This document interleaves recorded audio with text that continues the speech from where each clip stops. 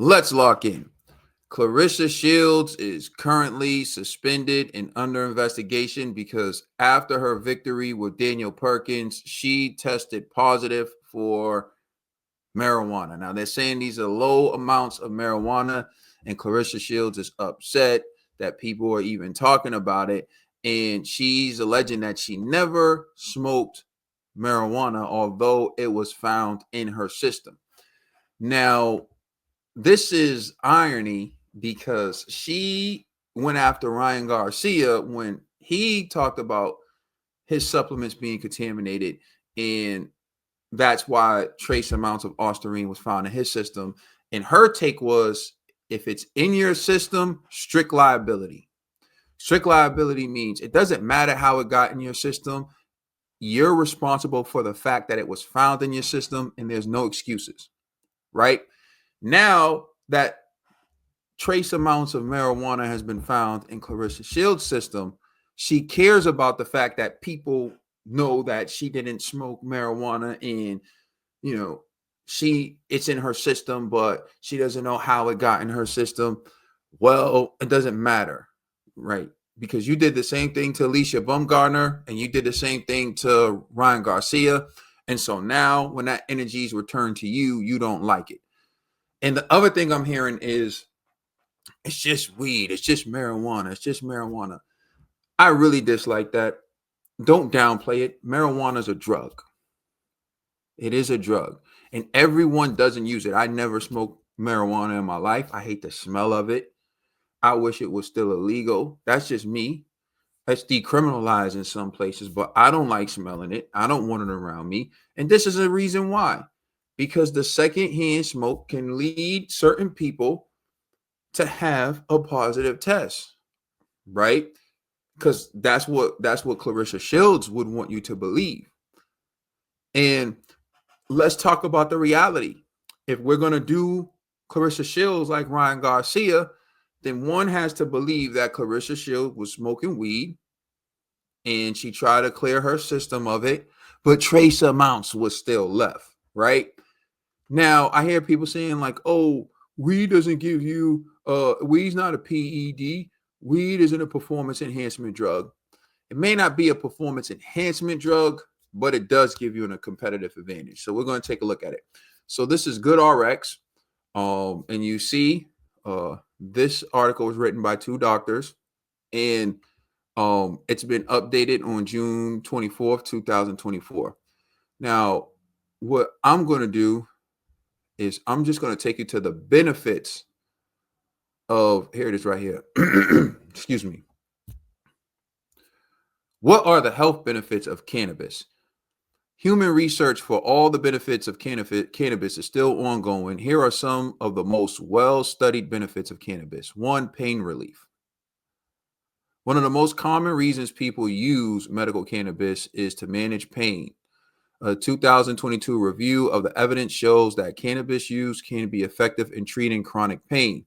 Research also suggests that cannabis could be a safer choice compared to other pain relieving medications such as opioids and benzodiazepines. I don't know.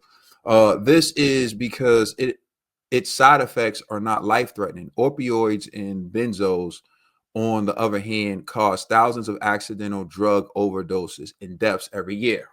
So there's one benefit: pain relief.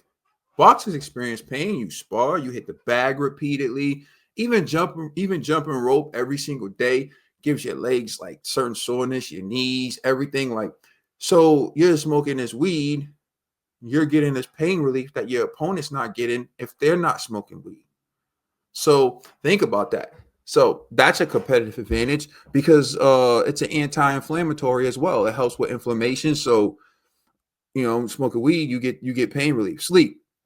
Lots of studies show that people who use cannabis have better sleep quality, less sleep disturbances, and a decreased amount of time before they fall asleep at night.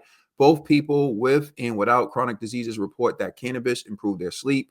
Although research is still ongoing, cannabis could be helpful for people with sleep disorders such as restless leg syndrome. Now, I don't know what restless leg syndrome is, and it doesn't matter, but here's a point.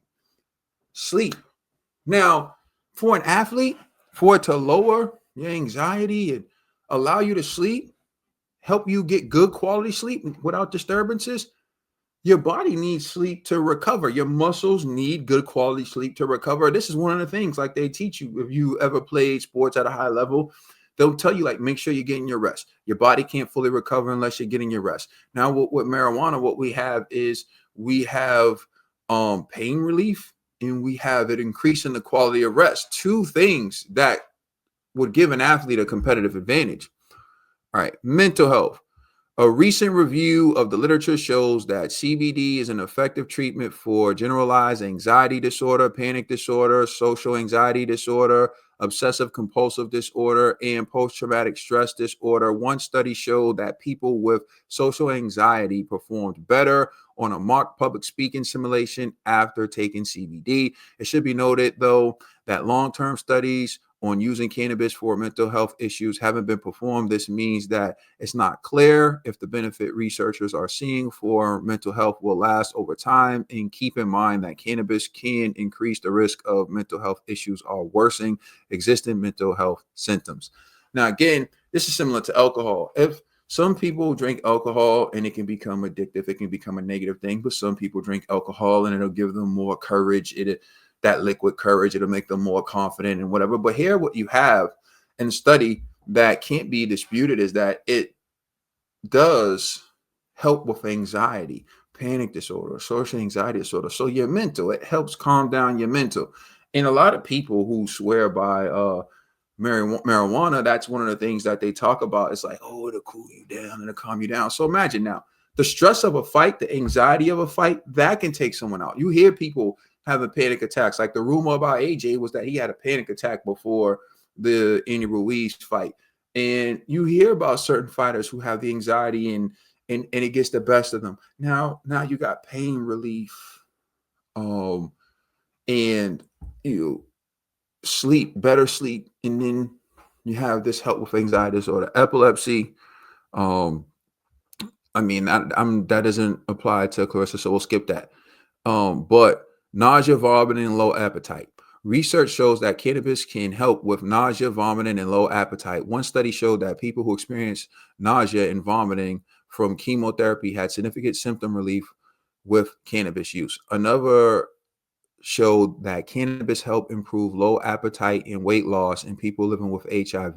Synthetic cannabis medications known as nabilone and dronabinol are FDA approved and currently available for these symptoms. So you see, now imagine you got Claressa Shields who's moving from a lower weight class going to heavyweight, and studies show that this cannabis can actually help with low appetite. So you need to put on weight now.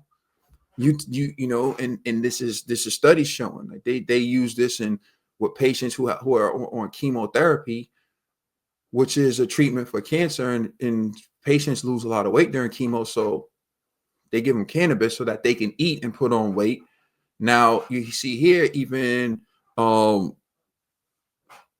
patients who have, I don't want to get flagged for it, but they have a certain medical condition, they can smoke cannabis and it helps them maintain weight and put on weight. So Claressa Shields now is moving up in weight to fight a heavyweight. And weed, how could the weed help her? Well, it's pain relief, better sleep, helps with stress and anxiety levels. And now it helps with your appetite, makes you eat more. So, all right, let's go 6. Neurological conditions, multiple sclerosis, and Tourette syndrome. We need to get into that, but you see these 3 major issues on how we could have given a competitive advantage. It's not a performance enhancer. It's not going to put on more muscle. It's not going to do this. But what it will do is for the mental, the sleep, the recovery, those things can help you have a competitive advantage over your opponent. Now, again, this is trace amounts found in Claressa Shields' system. She's alleging she didn't smoke any marijuana, but she's also the same one who believed in strict liability when it came to Ryan Garcia and Alicia Baumgartner, which means she's a believer of it doesn't matter how it got in your system. The fact that it was found in your system makes you guilty and you're responsible for it. But now that she's tested positive for marijuana, she wants people to know that she never smoked weed and she's being investigated. And this is all before she has her trial. So there's one of a few things. It could be secondhand, her inhaling secondhand. But anyone who would smoke weed around Claressa Shields, knowing that she's a professional fighter, with disregard for her and the impact it can have on her career, shouldn't be around her.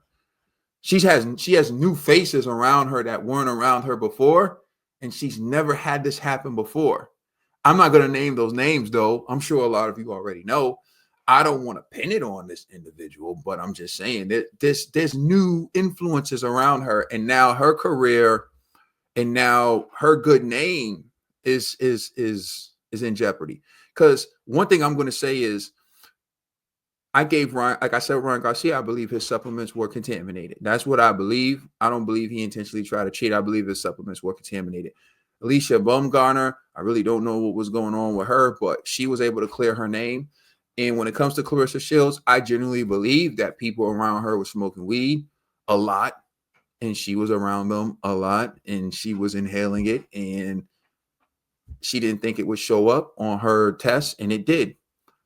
But just like I'm saying it was exaggerated with Ryan, I think it's exaggerated with Claressa. But the problem with Claressa is she's the one who held the position, and she's the one who came out firing shots at Ryan Garcia and firing shots at Alicia Baumgartner. So now it's no fun when the rabbit got the gun. Now the gun's pointed at you. And this is why you should never be so fast to laugh at other people's pain and jump out at other people and do all that other stuff, because you never know what might happen to you. Keyshawn Davis had a fight that he won become a no contest because he tested positive for marijuana. Sha'Carri Richardson was not able to compete in the Olympics because she tested positive for marijuana. If you ask me, a spade, Claressa Shields should have that win a no contest, just like Ryan Garcia's fight is a no contest. Her fight against Daniel Perkins should be a no contest. Daniel Perkins should get her belt back, and Claressa Shields should have to start again from scratch, because that is what the letter of the law has suggested. That's what it is. And because she believes in strict liability, and because that's the way it's been being enforced, that's the way it should be enforced with her. So when all is said and done, for me, if you're doing it the way you've been doing it, the way that marijuana has been adjudicated, the way it was adjudicated with Keyshawn Davis, the way it was adjudicated with Sha'Carri Richardson, even the way trace amounts of Ostarine was adjudicated with Ryan Garcia, Claressa Shields should have that win turn to a no contest, and the belt should go back to Danielle Perkins. To me, that's what's right. And that's what Claressa Shields believes in, because she said so when it was Ryan Garcia and when it was Alicia Baumgartner. Let me know what you think in the comment section.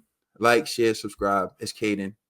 And if you can't catch the videos, you can listen to the podcast available on all major streaming services. I'm out. Peace.